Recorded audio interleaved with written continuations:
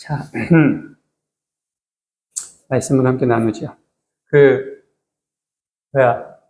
우리, 말씀드려도 되나? 우리 집사님이 수련회 때였나? 지난주 주중이었나? 목사님 너무 구약만 하시는 것 같다고, 신약도 좀 했으면 좋겠다고. 맞아요. 중요하죠. 근데 여러분, 이걸 하나 말씀드리고 싶은 게 있어요.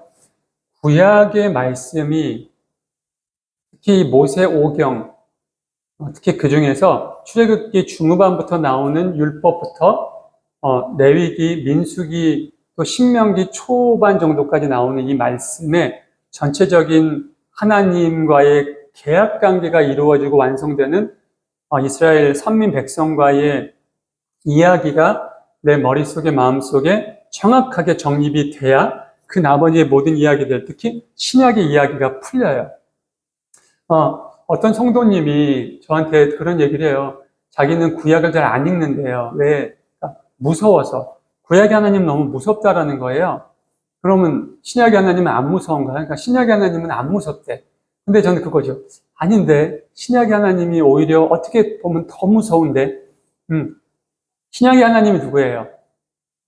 예수님이시죠. 그러니까 구약은 여호와 하나님이 직접 운행하셨던 시기이다 보니까 죄를 지으면 막 벌도 내리시고 저주도 하시고 한꺼번에 몰살도 시키시고 소돔과 고모라는 그 성읍 자체를 그냥 지구상에서 제거해 버리셨고, 그죠? 그런 어떤 여러 가지를 보면서 하나님 너무 무섭다, 또 너무 잔인하다, 너무 또 무자비하다, 뭐 이런 말씀하는데, 사실 신약을 보면 우리 예수님 같은 경우는 그러니까 이런 산상수훈 설교나 복에 대한 이야기나 그런 어떤 여러 가지 비유들을 통해서 따뜻하게 접근하시는 것 같지만 절대 사실 그렇지 않아요.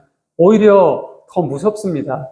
더 굉장히 철저하시고, 그렇기 때문에 예수님께서 내가 율법을 폐하러 왔다고 생각하지 말아라. 아니죠. 실제적인 번역은 착각하지 말아라. 나는 율법을 폐하러 온 것이 아니라 어떻게 하러 왔다고요? 율법을 완성하러 왔다라는 겁니다. 그게 무서운 거예요, 여러분. 그럼 왜 율법을 완성하러 오셨을까요? 왜 직접 오셨을까요? 구약시대 때 율법을 주셨어요. 모세를 통해서. 근데 말을 안 들어. 얘들이 율법을 안 지켜. 율법이 뭔지를 알면서도 행하지 않아. 그러다 보니까 하나님이 직접 오신 거예요. 내가 직접 와서 완성시켜야지 하고. 그게 신약 말씀이에요. 그렇기 때문에 구약의 말씀이 이런 토대로 중요하니까 그렇게 좀 이해해 주시고, 한 신명기 정도까지 모세 오경을 나누고 그 다음에는 이제 신약으로 좀 넘어가 보려고 합니다.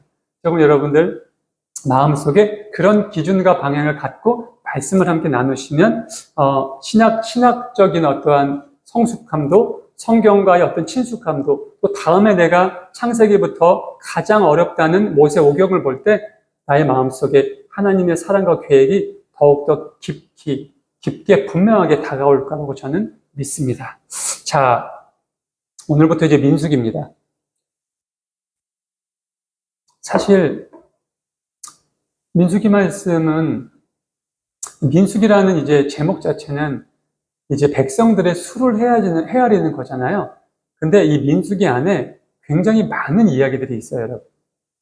저도 사실 이제 달달 외우진 않으니까 정말 유명하다는 좀 그렇고, 정말로 우리가 귀에 쏙쏙 들어오고 아이들부터 어른들까지 일반 사람들까지 그 말씀이 성경 말씀이었어? 라고 할 정도로 그런 말씀, 유명한 말씀은 뭐 잠언 말씀이건 시편 말씀이건 요한복음 말씀이건 알고 있지만 그 외에 다른 어떤 사건들은 이 사건이 레위기에 있었던 사건이야?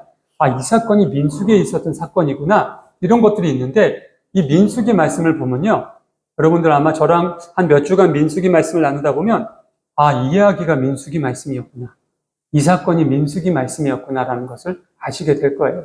민수기는 참 얘기할 게 많습니다. 근데 오늘은 도입이기도 하고 잠깐 깔끔하게 조금은 가볍게 좀 들어가 보려고 해요. 자, 제가 오늘 주제를 레위 지파의 특별함이라고 정했습니다. 물론 특별하다는 것은 하나님이 레위 지파만을 이렇게 특별하게 생각하셔서 복을 더 주고 은혜를 더 주고 받을 죄를 면제해주고 이런 특별함을 이야기하는 게 아니라 그것이 모두 다 주고받는 것에 대한 걸 다 포함해요. 특별하게 선택받았고 특별하게 지정받았기 때문에 그만큼 특별한 책임감과 특별한 의무감도 함께 짊어지고 있다는 겁니다. 그래서 누군가에게 참 나에게 저 사람이 특별한 사람이야. 이 장소가 나한테 참 특별한 장소야. 특별한 어떤 상황이야 라고 이야기할 때 그것을 긍정적으로 바라봤을 땐 좋게만 해석할 수 있겠지만 부정적이라기보다는 좀 냉철하게 평가하면 그만큼 무게가 있고 그만큼 또 우리가 책임감을 더 많이 가져야 된다는 겁니다. 그런 생각과 기준을 갖고 오늘 말씀을 함께 나누면 좋을 것 같아요. 자, 민수기 처음 이야기를 딱 보면 우리 출애굽한 백성들이 출애굽한 지 2년이 지났을 첫날이에요. 2년이 지난 첫날 하나님께서 모세에게 말씀을 하시는 겁니다. 모세야, 백성들의 수를 좀 헤아려야 될 것 같아. 근데 어떻게 헤아려? 실제로는 모두 다 남자건 군대를 갈 장정이건 아니면 20세가 되지 않는 미성년이건 또는 여자건 간에 모두 다 헤아려. 근데 그 중에서도 특히 20세 이상의 군대를 갈 장정들은 또 따로 헤아리라는 거예요. 따로. 그러니까 민수기는 가끔 성경이 20세 이하의 남자아이들과 모든 여성들을 인구에 포함하지 않았다고 이 민수기 때도 그랬을 거다라고 착각하시면 안 돼요. 민수기 때 하나님께서 그 백성들의 수를 헤아리라는 건 출애굽해서 2년 후에 그 안에서도 좀 또 아이가 태어나고 했을 거 아닙니까? 그리고 중간에 합류한 백성들도 있을 것이고 그런 모든 것을 헤아리라는 건데 그 중에서 중간에 보면 다 헤아리되 20세 이상 군대에 갈 수 있는 전쟁을 할 수 있는 장정들은 따로 또 헤아려라라는 말씀으로 시작이 됩니다. 그러면서 르우벤 지파부터 12 모든 지파의 가문별, 가족별 세세하게 이렇게 헤아리고 그 중에서 장정 20세 이상 전쟁에 나갈 수 있는 장정들도 따로 헤아리는 그 과정으로 시작되는 것이 바로 민수기의 1장의 거의 전반적인 내용이에요.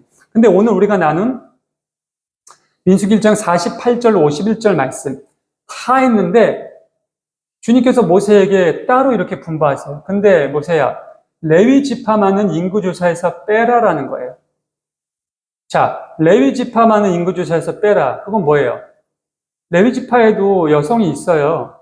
어린이도 있고 장정들도 있겠죠. 그러니까 레위 지파만은 인구조사에서 빼고 어떻게 하라고? 이스라엘 징집자 명단에도 올리지 말라는 거예요. 그러니까 레위 지파는 인구 전체도 세지 말고 20세 이상 전투에 들어갈 징집 대상에서 명단에서 빼라는 거예요. 그러니까 말씀 그대로 그러니까 우리 남자들이 너무나 꿈에 그리는 그러니까 면제 그냥 레위 지파로 딱 내가 태어난 순간 군 면제. 그러니까 대한민국으로 치면 내가 딱 태어났더니 나는 군대 면제되는 집안에서 태어난 거야. 그런 집안 없죠. 대한민국에는 존재하지 않습니다.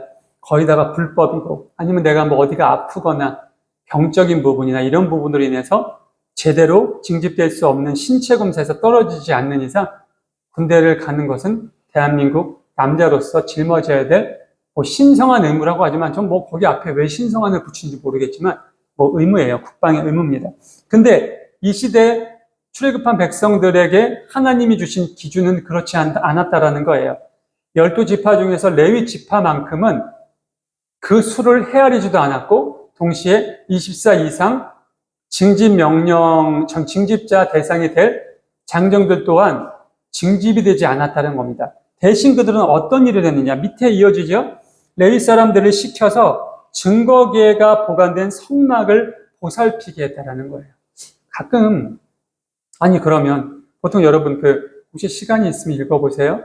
이때 이제 20세 이하의 아이들이나 아니면 여성들 빼고 징집 대상을 딱 헤아려 보니까 유다 지파가 7만 몇 명, 르우벤 지파는 5만 몇 명 이렇게 나와요. 그러니까 만 단위로 나와요. 만 단위로. 10만 명이 넘는 지파는 없고요. 이게 만 단위로 나오는데 평균적으로 한 5만 정도 대 이상이 나와요. 그러면 그 외 여성들이나 아이들은 더 많았다라는 이야기잖아요. 근데 그럼 레위 지파도 비슷했을 거 아닙니까? 가장 적게 잡아도 한 5만은 됐을 텐데 근데 무슨 5만 명이나 이 증거계가 보관된 성막을 보살펴야 되나? 그렇게 증거계 안에서 보살피고 해야 될 게 그렇게 많나? 그렇게 세분화됐나? 그래도 이렇게 5만 명이나 필요하나? 그 외에도 다른 어린 아이들, 여인들도 있단 말이에요. 도대체 하나님의 증거계가 뭔데? 증거계가 보관된 그 성막이 뭐길래 이렇게까지 한 지파가 나서서 이 여기를 관리하고 해야 되나? 모든 비품을 그들이 관리할 거래요. 그리고 성막을 옮기는 일, 일단 성막을 옮겨 다녔잖아요. 여러분, 답이 여기에 있어요. 사실은, 그러니까 우리 교회, 예를 들어서 이렇게 볼게요, 여러분. 여기가 성막, 옛날로 치면 이것이 성막이잖아요. 그리고 뭐, 지금 저희가 이제 증거계라는 것은 가지고 있지 못하지만, 말씀, 하나님의 성물이 있다고 이렇게 예상했을 때, 딱 여기에 교회가 세워졌을 때는 이 교회를 우리가 예배를 드리고, 뭐, 기도를 하고, 찬양을 드리고, 교회 안에서 여러 가지 교제를 나눴을 땐 그렇게 몇만 명씩 필요 없죠. 근데 문제는 이 옮길 때. 간단하게 얘기하면 이거예요, 여러분. 우리가, 여기가 물이 너무 차서 안 되겠어. 도저히 이게 답이 안 나와. 교회를 옮겨야 될 것 같아요. 이 시대로 치면은 이 구들장 바닥 다 뜯어내야 되고요. 이 모든 것들, 요 등까지 다 감싸고 의자 다 쌓아내고요. 피아노 다 들고요. 그리고 옮겨가는 것까지 옮겨갔다라는 얘기야.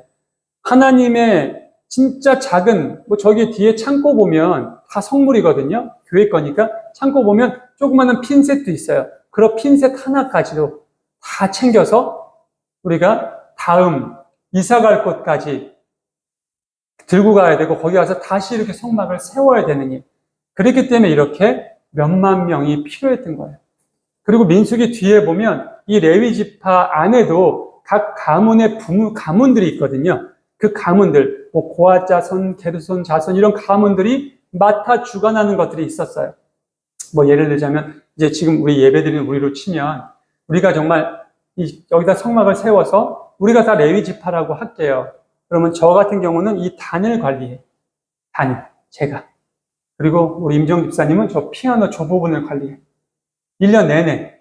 그리고 우리 사모님은 이쪽 음향 기기 쪽을 관리하고, 우리 예준이는 밖에 식당 쪽을 관리하고, 우리 희문 청년은 저 뒤에 대기실하고, 또 우리 전누리 최현진 성도는 저쪽에는 제 서재를 관리해. 이렇게 관리하는 부분이 명확하게 나눠져 있었고, 자신이 관리하는 곳에 목숨을 걸고 하나님 앞에 온전하게 하나님의 명령을 지켰다라는 이야기입니다. 이해가 되세요? 근데 오늘 제목처럼 왜 레위인들에게만 그러한 특별한 군 면제를 시키시면서까지 특별한 역할을 부여했냐라는 거예요. 민수기에 들어가기 전에 우리가 확인하고 우리 마음속에 담고 시작해야 되는 게 바로 여기에 있어요. 하나님께서 무엇 때문에 이렇게 특별하게? 자, 레위 지파의 대표적인 인물 2명이 누구예요? 지금 얘기하고 있는 모세랑 또 그렇죠, 아론이죠. 네. 하나님께서 가장 먼저, 그러니까 최초의 제사장이죠.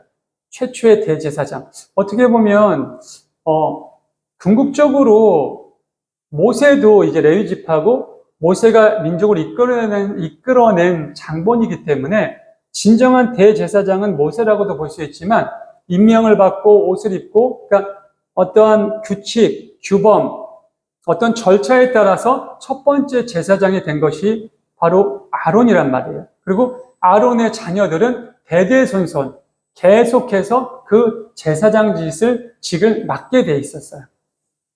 자, 레위 지파 안에 아론의 혈통들이 있고, 모세도 아론과 형제니까 같은 혈통이죠. 또 모세의 혈통이 있고, 모세의 자녀들 중에서 그 자녀들의 혈통이 있고, 아론의 자녀들의 혈통이 있단 말이에요. 또 미리암의 자녀들의 혈통도 있고, 그 중에서 아론의 자녀, 아론의 직계 존속 같은 경우는 무조건 대제사장, 제사장의 역할을 맡아 주관했다라는 거고, 그 외에 소위 말하면 친척들. 그러니까 예를 들어서 제가 파까지 모르겠고요.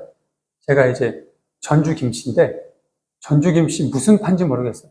우리 사모가 저기 안동 김씨죠. 무슨 파죠?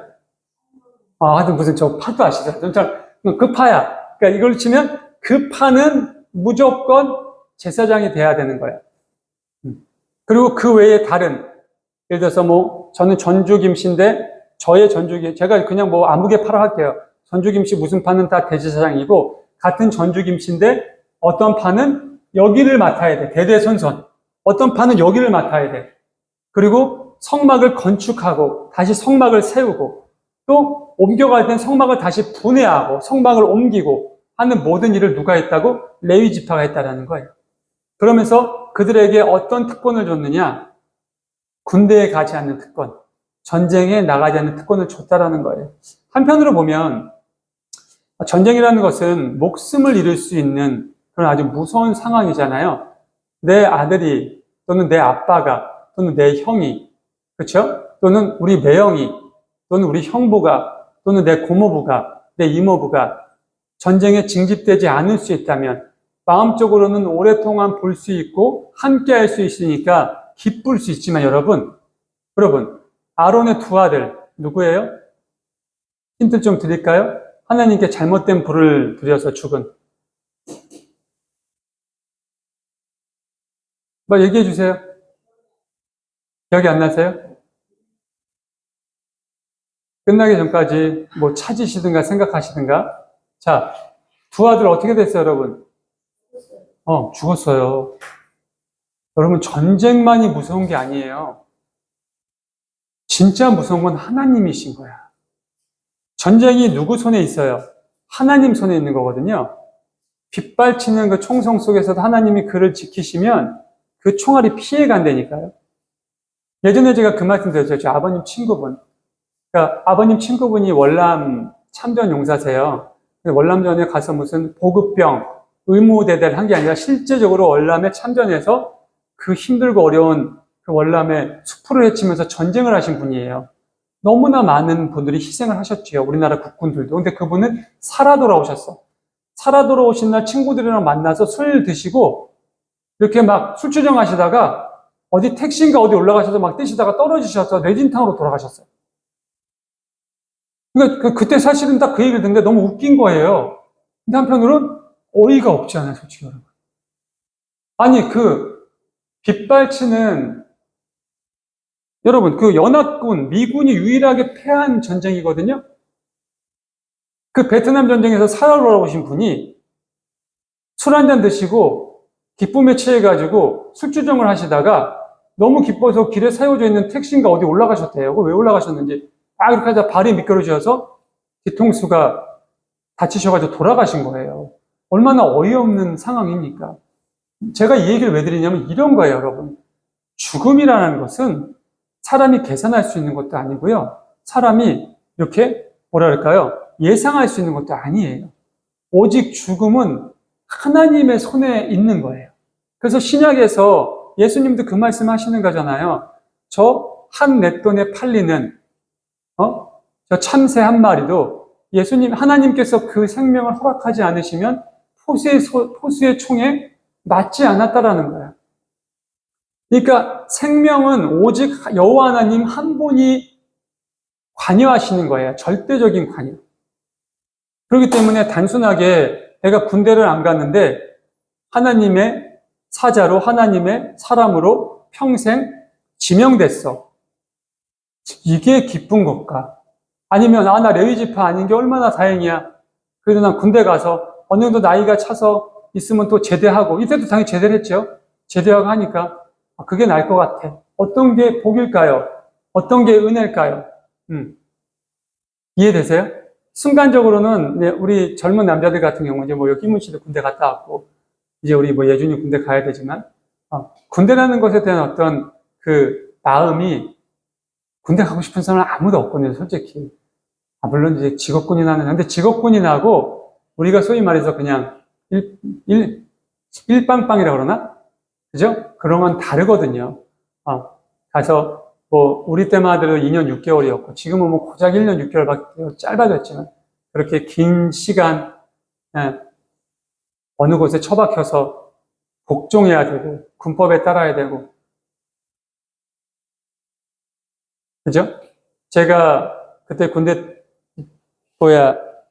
제가 이제 군대 들어가는 저희 나이 또래 그때 친구들이 얘기하는 게, 괴물의 입속으로 다시 들어가는 것 같다는, 그렇게 휴가 나왔다가 첫 휴가 나왔다 복귀하는 그런 얘기를 할 정도로 군대라는 것은 남자에게 그런 어떤 개념이거든요. 근데 군대 면제를 해준대. 나만 면제해 주는 게 아니야. 내 자녀들 다, 내 아들도 내 손자도 대신 하나님의 이 성막에 관한 모든 것들을 맡아 주관해야 되는 거예요. 성막을 세우는 것부터, 안에 모든 것을 관리하는 것부터, 다시 성막을 분해하고 옮겨가는 것부터. 여러분 그거 아세요? 성막에 이렇게 쳐진 걸 뭐라 그래요? 네? 휘장. 맞아요, 휘장. 그 휘장의 무게가 어느 정도 되는지 아세요? 우리 날씨가 좀 풀리면 경기도 평택에 있는 그 성경 그대로 성막을 만들어 놓은 곳이 있어요. 단순하게 크기뿐만 아니라 안에 있는 휘장의 모양, 휘장의 모든 것을 성경 그대로 만들어 놓은 곳이 있어요.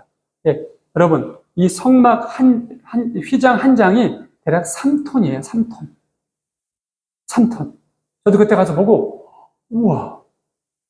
두께가 이래요, 두께가. 실로 짰는데 두께가 이러고, 높이는 그러니까 생각을 해보세요. 3톤짜리 성막이 도대체 몇 장이야? 와, 이것을 분해하고 들어야 돼. 몇 명이 될 수 있을까, 여러분? 3톤짜리를. 도대체. 자, 이렇게 무슨 노끈 같은 데 묶어서 서로 동요 맨다고 칩시다. 이해가 되세요? 이해가 되는 거야.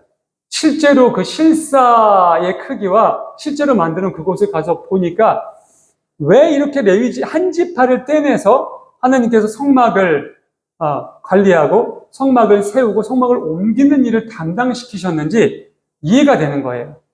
이번에도 솔직히 우리 그 바이블랜드 가서 그동안 이렇게 평면적인 또는 영상적으로 보기만 하고, 물론 실제 크기랑은 비교도 안 되지만 실제 그 예루살렘 성전 안에 예루살렘 모습을 딱 보면서 예수님이 이곳에서 재판을 받으시고 이곳에서 끌려가시고 다 들으시고 여기에서 십자가 지신 다음에 이렇게 온 다음에 얼마 안 가셨어요. 그렇죠? 근데 거기서 쓰러지신 다음에 누구예요? 예수님 십자가 대신진? 네, 크게. 네. 시몬이 그걸 지고 바로 그 문을 나와서 바로 문 나오니까 바로 있었죠. 골고다 언덕이. 거기서 예수님이 십자가에 달려 돌아가셨다. 그걸 실제적으로 이렇게 모형으로 만드는 걸 보니까 또 다르잖아요. 근데 막상 우리가 실제로 이스라엘에 가서 그곳을 걷고 거닐면서 본다면 다가오는 은혜와 그 현실적인 어떠한 사실적인 그 묘사들을 비교할 수 없는 거죠. 근데 다행히 성막은 그렇게 만들어 놓을 수 있는 크기니까 그러면 더욱더 실감이 되실 거예요. 바로 그랬기 때문에 하나님께서 한 지파를 들으셔서 그렇게 사용하시고 그들에게 이런 특별한 의무 사항을 허락하신 거예요. 군대를 안 간다고 다른 일을 안 한다고 좋아할 게 아니에요. 여러분, 레위 지파, 하나님의 성막, 하나님의 제사장, 하나님의 일을 맡아 주관하기로 한 이 사람들은요, 하나님께 선택받은 특별함으로 받은 혜택보다 오히려 하나님께 선택받았다는 이유로 짊어질 책임이 비교도 할 수 없을 만큼 많았어요. 불을 잘못 들었다는 이유로 그냥 혼나고, 그죠? 병을 받고 한 게 아니라 그냥 그 자리에서 죽음을 당했어요. 하나님의 성물을 잘못 옮겼다는 이유만으로, 하나님의 성물을 잘못 사용했다는 이유만으로 굉장히 무서운 역할이에요. 굉장히 무서운 지명이고요. 하나님은 레위 지파, 아론, 모세, 하나님이 출애굽한 백성들을 선택하기 위해서 선택한 그 지파의 두 형제들 아래로 태어난 그 가족을 선택하셔서 나의 일, 나의 성소, 나의 성막, 나의 증거계를 맡아 주관하는 특별한 사람을 선택하신 거예요. 지금 이 자리에 앉아 계신 여러분들 역시 하나님께서 특별하게 선택을 하셨습니다.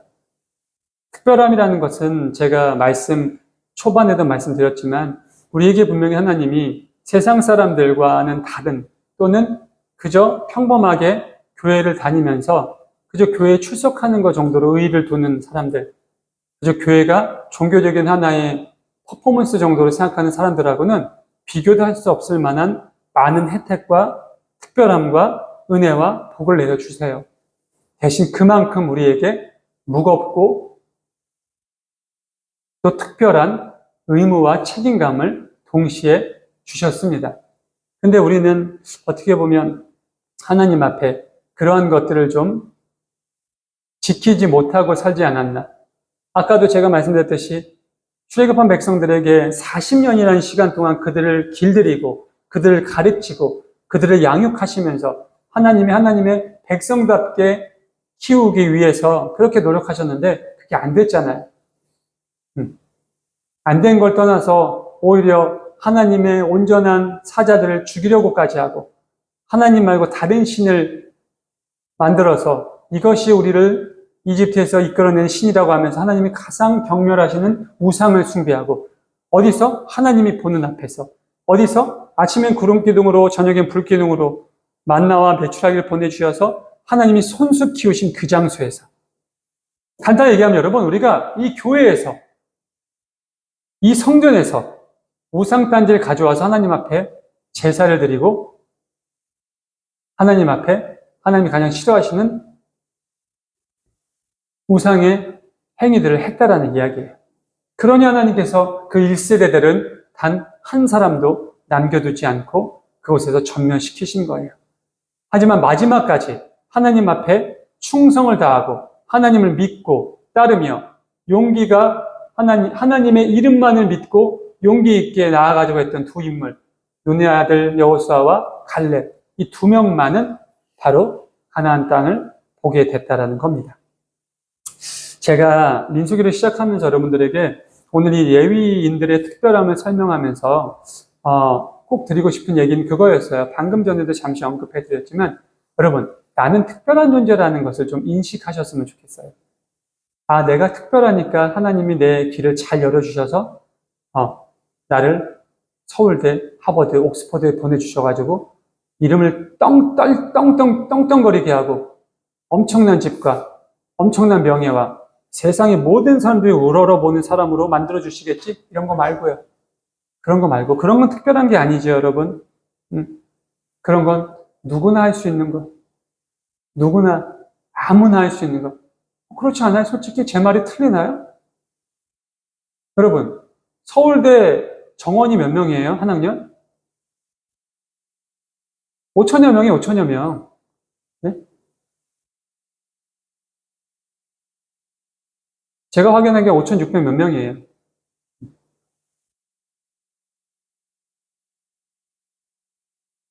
근데 뭐 내가 원하는 과가 있겠죠. 뭐 그 과는 만약 예를 들어서 문과의 최고과라면 물리학과는 법대라고 치면 한 150명 뽑으면 소위 말해서 내가 전국에서 문과의 과에서 150명 안에 들어야 되잖아요. 150이는 해야 들어가는 거잖아. 네. 근데 내가 그렇게 못했던 거잖아. 제 말이 틀려요? 아니, 저는 정말 객관적으로 여쭤보는 거야. 내가 원래 가고 싶었던 서울대, 연대, 고대 내가 못 갔어. 생각해보니까 왜 못 갔어? 내가 그만큼 공부를 안 했으니까 못 간 거죠. 나의 목표는 저 위에 있는데 전국적으로 저도 마찬가지, 노래도 마찬가지죠. 저를 그냥 두고 얘기를 할게요. 제가 나온 대학은 여러분들 아시니까 저도 서울대 가고 싶었죠. 서울대 성악과, 연대 성악과. 근데 못 갔잖아요. 왜? 실력도 부족했고 수능이나 내신도 좀 떨어졌고, 그렇죠? 나중에 후회하겠죠. 아, 그때 좀 덜 놀 걸, 텔레비 좀 덜 볼 걸, 핸드폰 좀 덜 볼 걸, 공부 좀 더 열심히 하고, 기껏해야 초등학교 6년, 중학교, 고등학교 3년, 12년만 열심히 하면 내 남은 모든 인생이 존경받고 부러움받고 떵떵거리고 살 수 있는데 라는 생각을 나중에 하게 된 거죠. 물론 제가 지금 말씀드린 건 좀 극단적인 이야기예요. 소위 말해서 그런 것들은 누구나 할 수 있다는 얘기를 드리는 거예요, 여러분. 아무나 할 수 있다는 얘기를 드리는 거예요. 내가 노력하고 정말 피땀 흘려서 할 수 있는 것을 특별하다라고 생각하지 마세요. 그건 특별한 게 아니에요. 특별한 건 인간이 할 수 없는 것, 불가능한 것. 내가 내 능력으로, 만약에 내 아버지가 정말 뭐 빌 게이츠야, 내 아버지가 워렌 버핏이야, 내 아버지가 일론 머스크야. 그래도 할 수 없는 것들 많아요. 많습니다. 여러분, 소위 말해서 췌장암 말기야. 병원에서도 오래 살아야 2달이래. 일론 머스크 온다고 그거 해결돼요? 일론 머스크, 워렌 버핏, 빌 게이츠가 자기네 전 재산 턴다 그게 해결돼? 해결 안 되고 못 고쳐요. 안 되는 거예요. 근데 누군 하셔? 하나님은 하신다라는 거야. 그까짓 거. 아무것도 아니라는 겁니다. 그게 특별함이에요. 그게. 그게 특별함. 무슨 말씀인지 이해되세요? 그래서 제가 그런 거 싫어한다고 그랬잖아요. 뭐 수능 100일 기도 이런 거. 그럼 왜 하는지 이해가 안 된다고. 아니 수능 100일 기도하면 공부를 판판이 안 하고 반에서 중간 정도 했던 애가 인서울 가? 못 가요. 그럼 100일 기도 안 한다고 하나님께 특별히 내 자식 하나님 잘 봐주세요 기도 안 한다고 초등학교 1학년 때부터 고3까지 전국에서도 내 아이가 스카이 떨어질까요? 안 떨어져요. 그건 너무나 그냥 객관적인 사실이에요. 너무나 평균적인 사실이라는 겁니다. 근데 중요한 건 그게 있어요, 여러분. 그거를요, 본인이 제일 잘 알아. 솔직히. 그 부모보다도, 학교 선생님보다도, 학원 선생님보다도 본인이 더 잘한다고요. 가장 잘 알아요, 본인이. 제가 그 얘기했잖아요, 여러분. 아직 시간이 좀 남아서. 저 학교 다닐 때, 저희 학교 전교 1등 하는 친구, 제가 그때도 우리 요번 수련 때도 그 비슷한 말씀 드렸죠. 우리 수능 보기 전에, 우리 희문시 때도 그랬나? 수능 보기 전에 그 수능 보는 학교 가보나요? 그때 희문시 때 안 그랬어요? 그러니까 가봐도 되잖아요. 그러니까 우리 때 당연히 가봤어요. 혹시 그래서 내 자리도 이렇게 확인해보고 이거 붙어 있잖아요. 내 수험표. 확인해보고 그때 같이 갔다가 오다가 제가 물어보거든요. 이름을 밝힐 수 없으니까 누구야? 너 학교 어디 칠 거야? 우리 때는 시험 한 군데밖에 못 쳤어요. 네, 서울 법대. 근데 제 입장에선 야, 떨어지면 어떡해? 근데 제 친구 뭐라 그럴게요? 안 떨어지는 기라. 잘난 채 거만이 아니에요. 아는 거야. 안 떨어지죠, 당연히. 예. 내신 계속 전교 1등이었으니까 탑이었고요. 모의고사 수능을 보면 전국에서 걔가 0점대에 드는 애였으니까. 뭐 전국 3등, 뭐 전국 2등 이렇게 든 애니까 떨어질 수가 없죠. 그러니까 너무나 아는 거예요. 안 떨어져.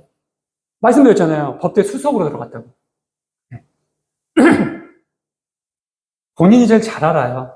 내가 안 된다는 거. 근데 그러고서는 핑계를 대는 거야. 우리 엄마가, 아빠가 나한테 저 정도의 교육 환경을 마련해 줬으면, 내가 저 집안에 태어났으면, 그건 다 말 그대로 평균적으로 자신의 모자람과 자신의 게으름과 자신의 나태함을 인정하지 않고 외부로 돌리려는 아주 비겁하고 안일한 그런 어떠한 기질인 거죠. 하나님은 그런 것들을 다 알고 계셨기 때문에 그 특별함을 주신 거예요. 우리의 부족함도 다 알고 계세요. 그리고도 계속 우리한테 말씀하시는 거예요. 형길아, 혜경아, 지영아, 준영아, 예준아, 희문아, 너희들은 내가 지명하여 불렀다라는 거예요. 아주 특별하게. 근데 너희들이 아직도 내가 지명해서 부른 그 특별함보다 너희들이 더 특별해지고 싶은 다른 세상적인 욕심이 있다면 뭐 어떡하겠니 내가? 너희들이 그렇게 살겠다는데 내가 뭐 너희들의 발목을 부러뜨려가지고 앉힐 수도 없고 어차피 선택은 너희들이 하는 거라 나라고 말씀하시는 거야. 레위인에게도 똑같이 말씀하시는 거예요. 레위인은 선택하셨어요. 특별한 존재로 하나님의 귀한 증거계가 보관되어 있는 성막을 관리하는 지파로.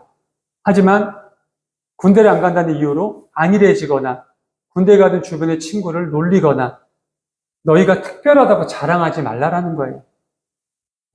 너희가 특별해서, 너희가 뭐 뛰어나서, 너희가 출중해서 선택했다라는 게 아니야. 오히려 너희가 더 부족하고, 오히려 너희가 더 연약하고 나약하기 때문에 내가 너희들에게 힘이 되어주고 싶다라는 거예요, 하나님은.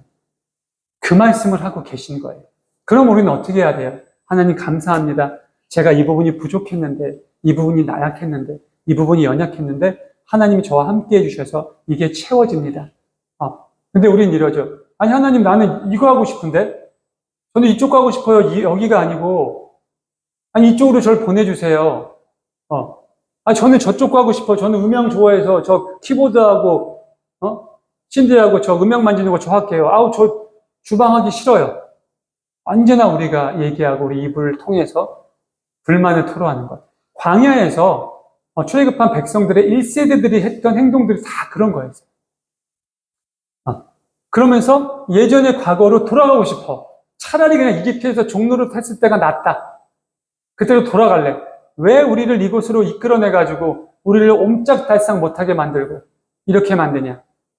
사랑하는 성도 여러분, 우리 하나님과 동행하는 교회 성도 여러분들은 저를 비롯해서 우리는 그런 하나님의 은혜와 특별한 지명에 감사하고 하나님이 뜻하시고 원하시는 대로 행동하고 그곳에서 보람과 기쁨과 사랑을 느끼며 또 그것을 아이들에게 가르치고 전할 수 있는 우리 성도들 되실 수 있기를 간절히 소망합니다. 저부터 그렇게 하겠습니다. 노력하겠습니다. 부족하지만 모자라지만 아시잖아요. 저 이거 하고 싶지 않았다는 것. 그 누구보다도 이거 하고 싶지 않았다는 것. 제 부모님이 이 길을 가시는 걸 보고 이 길이 너무 힘들고 어렵고 아무나 해서도 안 되고 아무나 해도 안 되는 것을 알고 있었기 때문에 저는 정말 해서도 안 되고 하고 싶지도 않았고 근데 끝내는 이 길을 선택해서 들어왔고 하나님 앞에 순종했고 그 순종의 결과로 하나님은 저에게 여러분들과 같이 정말 함께 돕는 성도들을 보내주신 거거든요. 그러니까 제가 할 역할은 여러분들을 위해서 끊임없이 기도하고 여러분들에게 하나님이 주신 말씀을 온전하게 전하는 역할이고요. 여러분들은 귀를 열고 마음을 여셔서 하나님이 여러분들에게 말씀하시는 말씀을 온전히 듣고 순종하는 단계가 이제 남으신 것 같아요. 매주 이렇게 덥고 힘든데도 예배 시간을 지키고 금요 예배를 지키시고 또 우리 오늘 집사님 사랑하는 딸이 함께 왔으면 하는 바람이 있었지만 어린 친구들 그럴 수 있어요. 우리 예준이도 지금 어리니까 쫓아오는 거지 아마 20살 먹으면 안 쫓아올 수도 있어. 그래서 제가 아까도 예배 전에 우리 20대 초반 친구들을 위해서 어떤 부분을 좀 준비해야 될까 교회가. 그럼 이 친구들이 즐겁게 예배에 나올 수 있을까? 아직은 어리니까 또 아직은 그러니까 우리 집사님도 그렇고 여기 계신 분이 다 우리 하나님을 만났잖아요. 인격적으로. 아직은 못 만났으니까 어떻게 하면 하나님을 전 인격적으로 만나고 우리가 나오지 마 하더라도 교회를 나오고 할 수 있는 어떤 그러한 환경을 만들 수 있을까? 그것이 우리 어른들이 해야 될 몫인 것 같아요. 아이에게 좋은 학교 가라. 좋은 친구 만나서 나쁜 친구 사귀지 마라. 학원 좋은 데 있으면 알아봐. 아빠가 옮겨줄게.